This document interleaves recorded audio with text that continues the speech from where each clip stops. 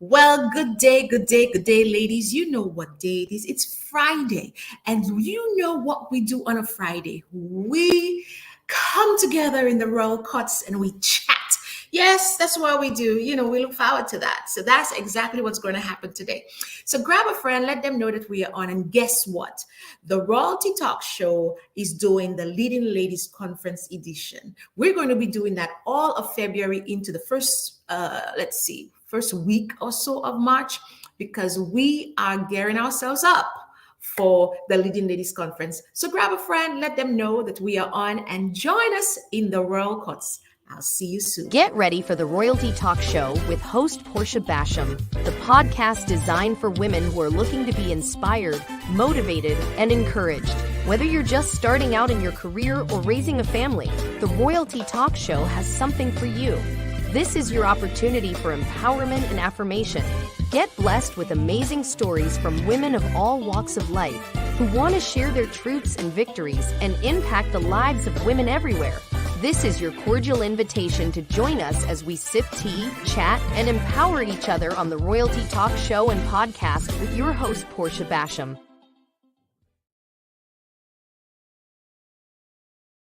Welcome back, ladies. Welcome. Come on in. Grab your lunch, grab your cup of tea, grab your girlfriends, and then grab me. And let's sit and chat in the Royal Courts, because I am excited about today. So as I said, today it's all about today and the weeks throughout of February and the first week of March, I think first week or two of March, we are going to do a Leading Ladies Conference edition. Why? Because the Leading Ladies Conference, is coming up on March 10th and March 11th. But let's not get ahead of ourselves here.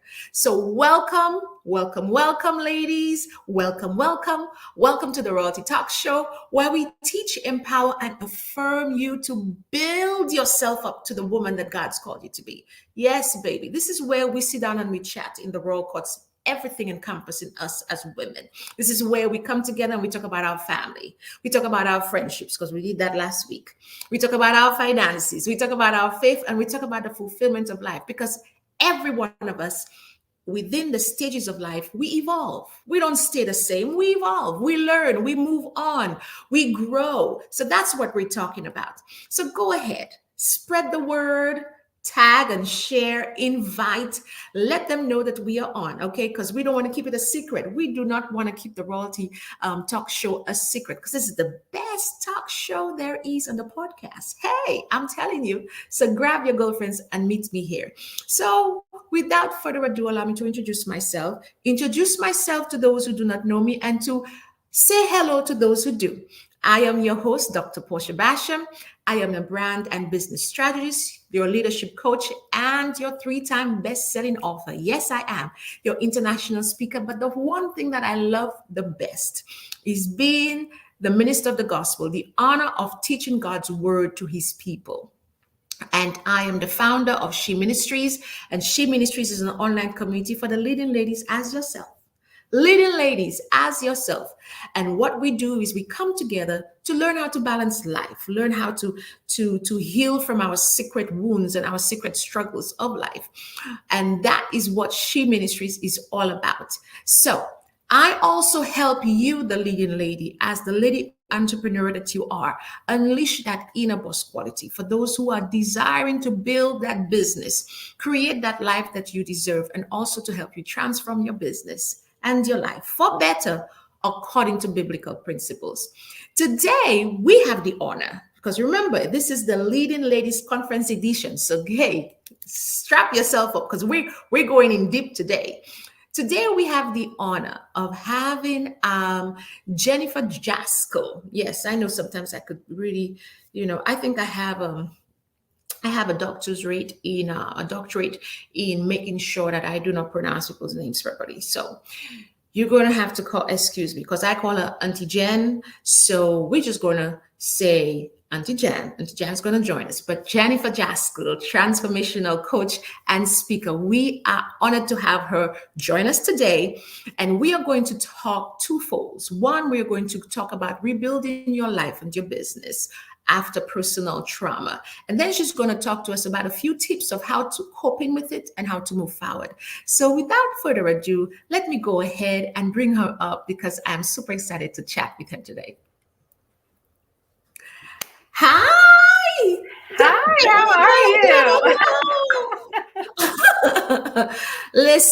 Listen, it is all about the Leading Ladies Conference Edition this month. And I have the honor of having you as a guest speaker on one of the nights. And we are super excited to have you. But besides all that, I want you to tell us a little about yourself and give us a fun fact about you. I know the fun facts, but they don't know the fun facts. So give us the fun facts. Come on now.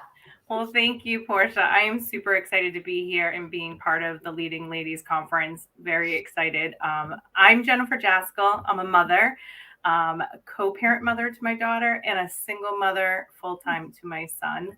Transformational coach and speaker. And I just love working with my clients and helping them to gain their clarity and confidence, their self-awareness, and just to create a life they desire unapologetically. And that's really what my focus is with them. And a fun fact about me is I love scrapbooking. And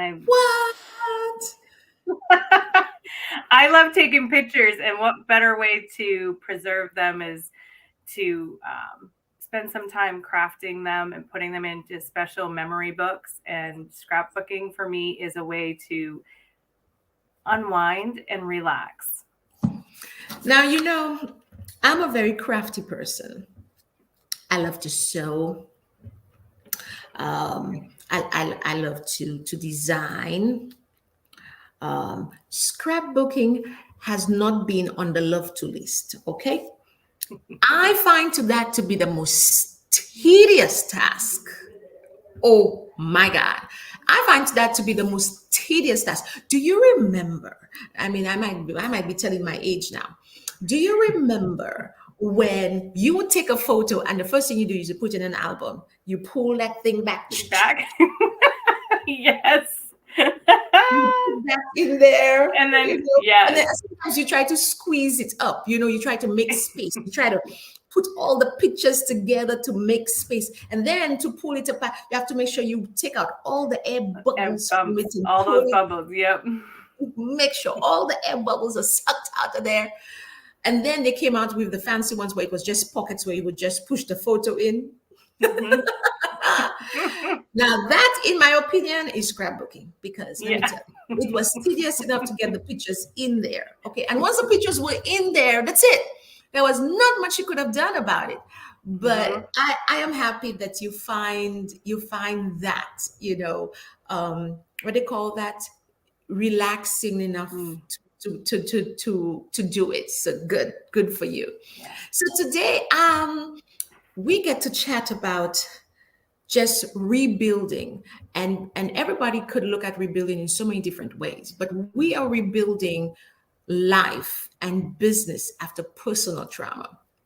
That right there is a heavy duty topic, and I love the fact that you are going to go into depth with it at the conference, but today we just want to dabble in a little bit. So my question for you really is, how did you find yourself within that kind of topic? What really happened that was, personal trauma to the point that you had to figure out how to rebuild? So just give us the summary version, because I know it would take way long to give us the full thing, but give us the summary version of what happened and how did you find yourself to that point where, if I don't pull my bootstraps up, this is what's going to happen. Yeah. So thank you, Portia. This is, so I was married to my high school sweetheart. We had been together 18 years. We were married 8. We divorced, and we had our daughter. She was just about 2.5. And after my divorce, I got into a relationship, and that relationship turned turmoil very quickly. And that was for 4 years, and that was very abusive. So emotionally, physically, financially, verbally, emotionally. So it was the whole aspect of it. Yes. And when I was pregnant with my son from that relationship, I realized, like, okay, now nothing's happening. Like, the physical piece of it luckily stopped, right? For a short time until after he was born.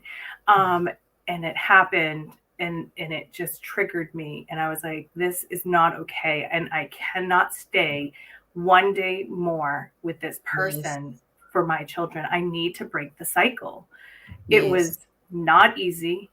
I had to hide it and speak to very, very just, I think there was maybe two people that knew what was happening, so that I could prepare myself and my kids to get to a new place. Um, and when he went out of town, I did that. And, after a year of being separated, I filed for bankruptcy. So because of that, um, you know, um, at that point, it was like, okay, now what's next? Like, how do I get what I had before after my divorce, which was, I was in good standing. Like, I had life together, everything was good. Then this happened, and then I have my children, and I want them to see and have a good life and stable life. And how do I get back there? So that was when I really started shifting. Mm-hmm. So when we were in the apartment, when I first left, we were in an apartment and just kind of rebuilding at that point. And it was after the bankruptcy that happened. I got laid off from a corporate job, and you know, on top of doing bankruptcy, the same day I was in bankruptcy court, I got laid off. Oh Like, my it was, God. yes, and it was all within. It was the year of when I had left. So it was on my anniversary of the day I left and got into my apartment that all happened a year later. So that just re-triggered me to be like, okay, this is my start over. Well, And without cutting you short, I'm sorry, but no, that's okay. do you find that you had to stand up for your kids? Because it's one thing to be in a relationship, and I think I'm talking about it just from what other mothers that have been in that situation said. It's one thing to be in the relationship, where you are in the relationship. It's another thing when things start to go sideways. You are caught in the middle of, do I leave and show my kids that I gave up, because you feel like a complete failure doing that? And then, do I stay and show them that that's what life's supposed to be when it should be better? Is that the crossroad? Was it an easy walk away for you, or was it something that you had to now refocus in your mind that you are better than this kind of way? Great question. As a woman who had never thought that I would be in that Mm-hmm. situation ever, um, it was really bad when I stood up for myself. So it it was worse, right? So I tried to leave before I was even pregnant with just my daughter. I tried to leave several times. Um, and it finally just, I broke. It was like, I cannot keep doing this. Yes. And I was fearful. And it became to a point where we were, we had been evicted from our rental and staying with his family, right? Oof. So we were shared. Yeah. So it gets deep because we were in the same room when people probably don't want to hear it, but we were in the same room. We had our son in there in the crib, and a fight broke out. Like, and it was the worst feeling. And at that moment, after we had somebody taking care of my daughter to make sure she didn't see, and then What somebody was going on? picking up my son, and trying to separate us, right? So that moment was huge for me. It was like that pivotal moment, like, what just happened? Yes. I can't keep allowing Mm-hmm. my life to be this way for not just myself, but for my children. There is no way. And I knew in Yes. my gut, I didn't listen to the feelings and the intuition that I had. I stopped listening to it and I fought it and I fought it. And that night just broke every piece of it. And that Yes. was when I said that turning point was, that was it. I'm done. I didn't specifically say it that night, obviously, but that was my turning point of knowing this is it. I have to figure out how to get out of here I and like how that. to. I was just about to ask that question because people fail to realize, I shouldn't say people, men fail to realize when a woman says she's had enough, even if that woman is there physically, that woman is mentally calculating how she's going to escape or how she's going to get away. She is mentally, you could be physically present, mentally You're, out. and that's exactly how I was living. I was physically there, but mentally, I wasn't there for so long. Yes. But that night really just kind of broke me. And I was like, because it was the first time that my daughter had actually like really been anywhere near any type of point of seeing anything, and Hmm. that triggered it in me. I'm like, there is no way I want her to think that this is even okay at all. Yes. And it just, the mama bear kind of came out of me, and I was like, no.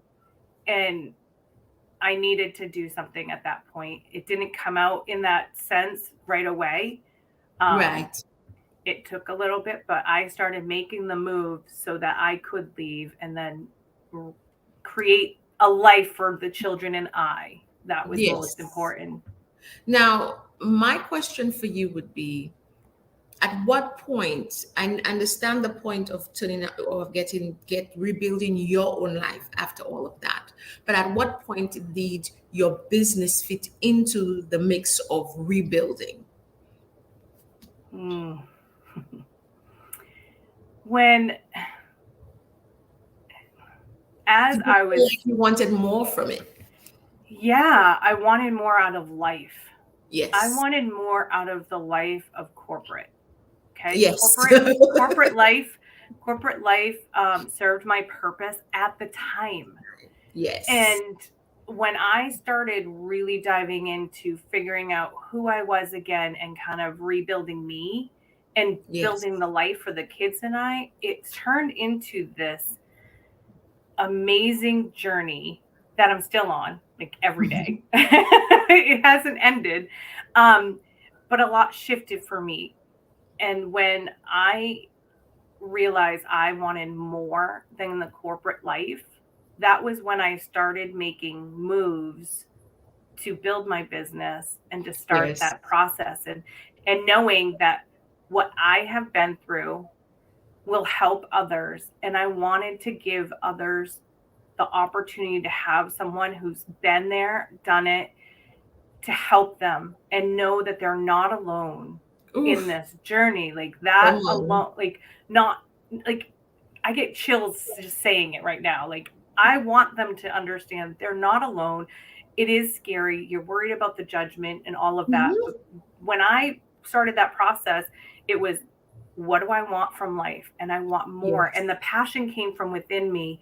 And my journey with God became more Mhm. prevalent and more prominent in every day. And that passion grew and grew. And that's when I was like, okay, I need to do this, even if I'm still kind of doing corporate for now, like to make ends meet, right? Because I had kids and roof to make, Mhm.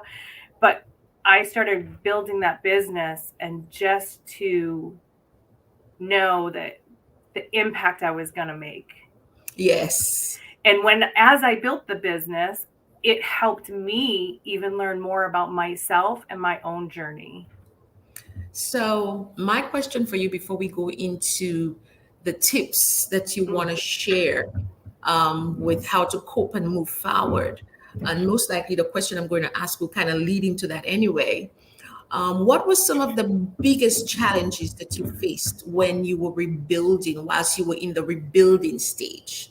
The things that maybe you wish you knew before, so you could have been more mindful of it. What were those biggest challenges that you faced in the rebuilding stages? Be it life, be it business, whichever. I think it goes to both. And the first one that comes to mind is reach out and ask for help. Like, and that's one of the first tips really too, right? And you said it's going to dive into that piece, but as a mom, co-parenting with my daughter, with my ex-husband, very amicable relationship there. So thankfully we had that. But being a single mom at the same time, Yes. I really needed to ask for more help. I wish I had asked for more help because I tried to take on anything and everything myself. And that just comes with growing up with parents who taught me hard work, determination, and work ethic, And right? independence. And independence. And I was very, very strong-willed, and I still am. And I am still a little stubborn. Like, I am independent, and this is like my life, and this is how I want to do it. But that big piece first was going for help. And it doesn't just mean like, it could mean anything. Like, so kind of start to process some of the tips of this, right? And that first one was I had to actually go and look for professional help too. Yes. Because that was the first thing I really needed to do to even start anywhere, because I was dealing with so many things and so many emotions. And Yes. you need to process that and to talk with somebody who doesn't have a judgment or an opinion, right? That it was key for me. Like, I wanted somebody who had no judgment, no opinion. I could just lay it all out. Like, that's the quickest way. Let it all out. They don't know you, so they can't hold any judgments anyway. Just tell it as it is. Yes, yeah. And working through my PTSD through the situation I had gone through, and just working with them. So looking for professional help, for me, it was first a counselor. Yes. That was my first thing. And you need to, I think the biggest thing too is understanding that you need to find somebody that you mesh with, like you connect with, right? Just like coaching, you may not connect with that person right away. So you need to find somebody. So that professional help. And then the other thing too, that really you got to dive into is giving yourself time for self-care. It's so essential. It's so essential for ourselves. And it doesn't even matter if you have trauma or not. Like, you really need to give yourself self-care as a woman, because we're so busy. And not just women, like just general, right? Life. Life is busy, but you have to step back and give yourself a moment to catch your breath. Because if you aren't taking care of yourself, you're not going to be able to put that oxygen mask on you're not going to be able to help your children. Like, that's like, you can't do it. You've got to fill your cup, put the oxygen mask on. I know we hear it, but we need to do it. If you're feeling empty, that's the first thing. Like, take a step back and just say, what can I do? Even if it's 10 minutes. Yes. One of the things you said, which is so true, you said we need to, number one, seek help. Number two, self-care. Now, one of the things that crossed my mind was you were talking, a lot of us look at trauma to be something that is just wrecking the whole world, out of you. But trauma could stem from anything. Trauma could stem from you losing your job. Trauma could stem from you losing a loved one. Trauma could stem from you, losing just something that was near and dear to you. Sometimes a friendship that you've had for many years and you've lost it and you're still trying to think of what happened. Trauma is anything that you have held dear and it happened to you all of a sudden that you were not expecting it, and it knocked you off your feet. And in the process, we have been raised to be such strong women. We've been raised that you do not need anybody. You do not need this person. You don't need that person. All you need is God. Well, praise God. Yes, we need God. But in the interim of that, we still have to let out the things that are within us. We still have to talk about it. We look at the story in the Bible. The story in the Bible, when Jesus went up the mountain, Jesus had 12 disciples. He could have sat down with those 12 disciples and tell them all what was going on with him. Hey guys, you know what? I'm about to go on that cross tomorrow, and it's about to get real. What you think about it? He could have talked to them, but he know they were not able to handle the trauma that was about to go before him. Yeah. And when he went up on the mountain, he went up on the mountain with a few. And the few he went up with couldn't even stay awake enough to pray with him. So could you imagine? So when we say you need to get professional help, that's just you taking this thing off your chest. Because let me tell you something, we have trauma and we talk about it so much in our minds. We talk about it, we argue about it, we fight about it in our mind. Yeah. And when you say that, Portia, it made me think of this too, of so much of the overthinking and the mind. We have these thoughts, and sometimes we have them and we're making up these, like, not the trauma, but we The overthink scenarios. and we're creating scenarios. And it's like, wait a minute, that didn't, like, what am I doing? I need to stop that. And Yes. so it's really important to really start taking that help and then that self-care. Yes. And there's many ways you can do that. I mean, one of the things I love is journaling. I take a pen and I journal on paper, like, because it allows me to get whatever's on my chest out. I can do it at nighttime before bed. Like, it's just a thing, like, I can get it out. And it's like, I clear my mind. I put it to the side. It's gone. Now I can rest. Yes. And that is really, that's a self-care mechanism for me.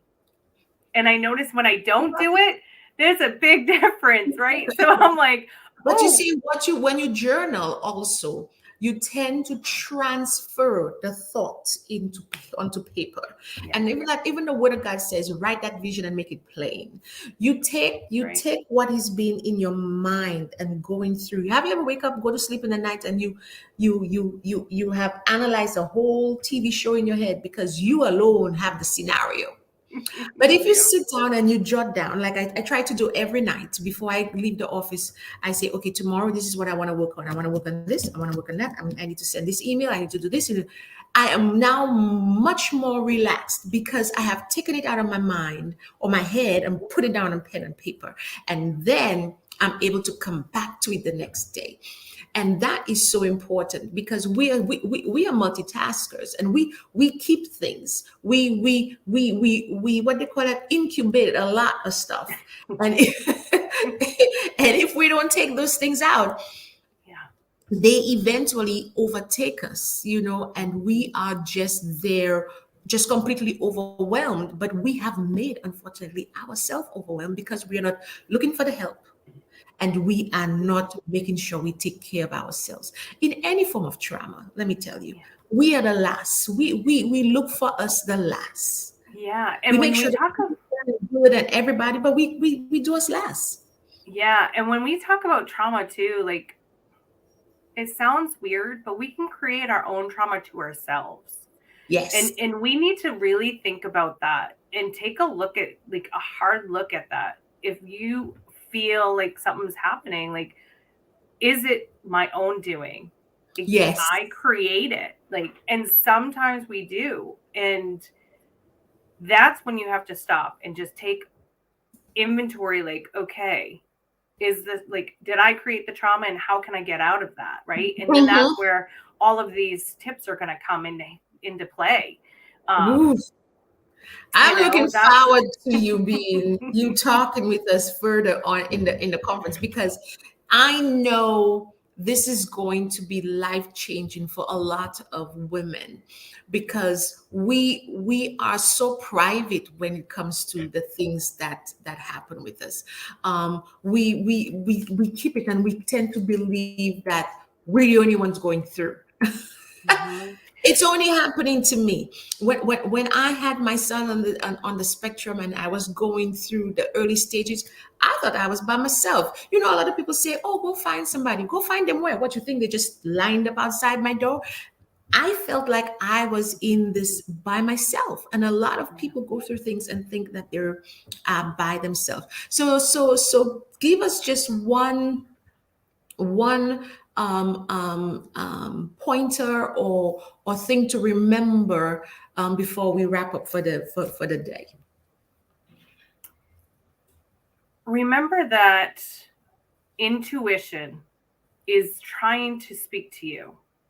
And if Yes, you're feeling as though something isn't right or something isn't where it's supposed to be, your body, if it feels uneasy at any moment, yes, that's your intuition and you need to listen to it.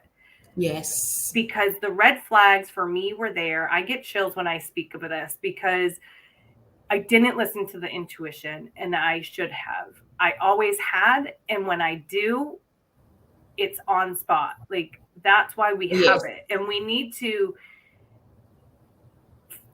really listen to that.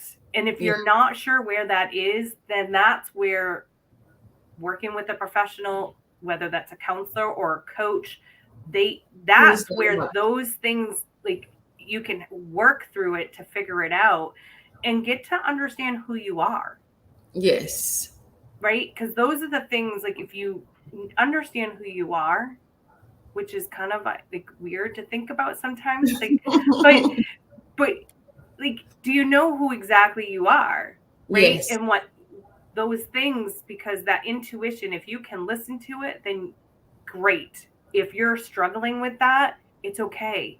You can get through it. Like you just have to work to get through that to figure it out. Um, but the intuition, just understanding like when it doesn't feel right, listen to it. I love that. Yeah. It's almost like saying, listen to that inner person talking to you. Mm-hmm. Listen to listen to that inner person. I'm talking to you, and I'm watching my puppy go upstairs, like up the stairs, up the stairs. Mommy's job is never complete. You hear? Mommy's job is never complete. Yeah. But it has been such a pleasure chatting with you. Thank you so much for stopping by. And I'm looking forward to you definitely talking with the ladies at the Leading Ladies Conference, because it is going to be phenomenal. So before we wrap up, and I escort you gently into the waiting room, I would like you to tell the ladies out there how they could connect with you, and then I'm going to let them know that you are going to be one of our guest speakers. Well, thank you so much, Portia, for tonight. This was wonderful. And I'm really excited about the conference. Cannot wait for it. And I'm looking forward to connecting with you, ladies. I can be reached at jenniferjaskell.com. On Instagram. I'm on Facebook. So reach out, connect. I look forward to, talking with all of you.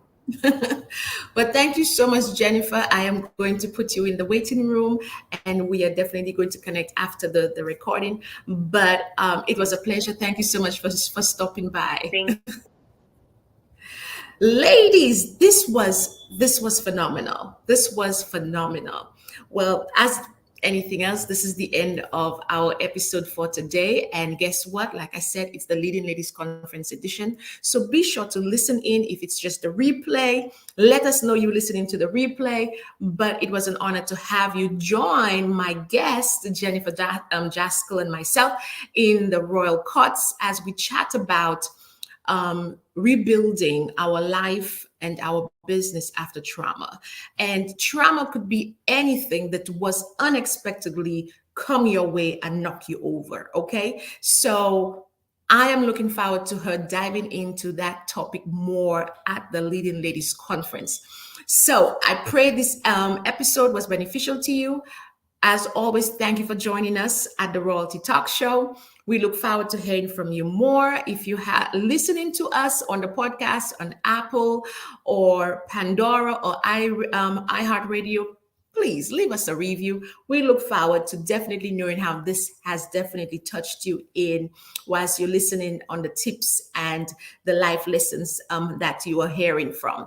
And be sure to join us next week because we are doing the special edition for the Leading Ladies Conference. We are adding a few more days to our podcast, which will be a Monday and a Wednesday listening in. So we are definitely looking forward to our next guest next Monday, Wednesday, and Friday. This is going to be fun where we talk about everything that encompasses us as women. And without pulling away, I want to invite you to save the date for March 10th and 11th. Okay, save the date. Registration opens up on Monday. Registration opens on Monday, okay? And it is free registration. It is free registration. We are going to have a giveaway, I wouldn't say a giveaway, I wouldn't call it a giveaway, but it is something near and dear to me for you, the audience, for registering. So Monday is when we open the doors for registration for the Leading Ladies Virtual Conference. It is all about finding your voice and unlocking that God-given potential. We're having 2 nights. It's a Friday night. It's all about business and the Word of God. And then on Saturday, it's all about spiritual empowerment. So I'm looking forward to seeing you ladies there on both nights. But I am not going to close off our Royalty podcast until I invite you to be a guest speaker here on the Royalty Talk Show, also to be a guest speaker for She Ministries TV. And if you'd like to do that, go ahead and send us an email, info@portiabasham.com. I am definitely honored to have you as our guest in the next month or 2. So if you have not subscribed to She TV Network, please do so. We're on YouTube. It's She TV Network. Please subscribe to our channel. It is going to be beneficial to you. That's where you learn everything about business and life and everyday word of God. So without further ado, I would like to say until Monday, because we start Monday, Wednesday, and Friday.